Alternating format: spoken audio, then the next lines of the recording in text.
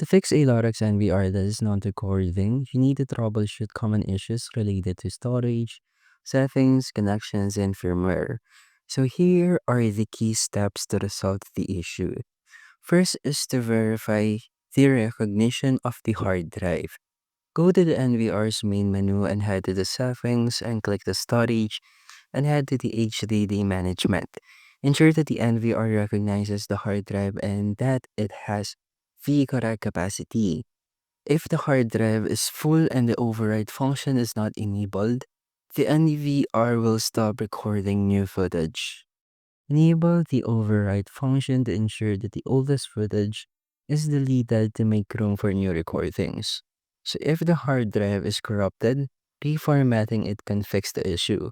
So just a warning, this will erase all existing recordings. And if the issue persists, the HDD may be failing, and consider testing with a different compatible surveillance grade hard drive instead. And that's how you can fix your Lorex NVR that is not recording, and thank you for listening.